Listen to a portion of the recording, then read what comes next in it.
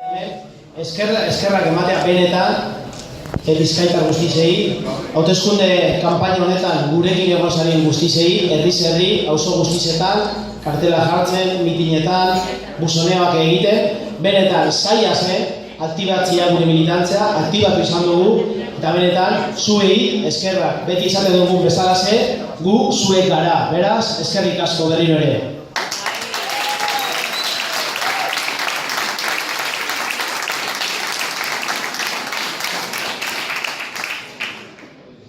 Genekien nondik gentozen, zer olako testu inguruan egiten ziren hauteskunde honetan, eta esan behar dugu ezkerreko soberanismoa indartuta ateratzen dela hauteskunde hauetan.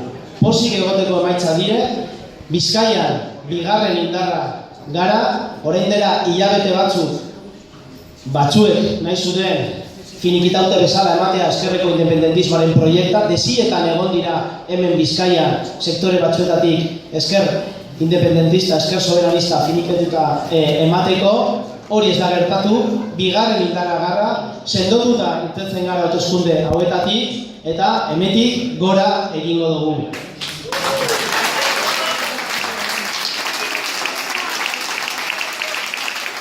Eta bukatzeko, kanpaina osoan esan dugu eta jarraitu dugu esaten. Herri bezala pentsetan jarraitu behar dugu. Uste dugu aukera dauzela gaurko emaitzekin alde batetik.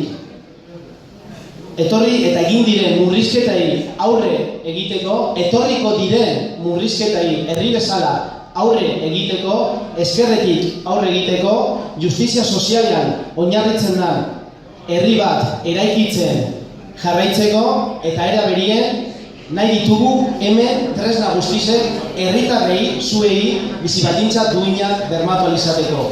Berez, eskerrik asko, eta gora Euskal Herria Bildu.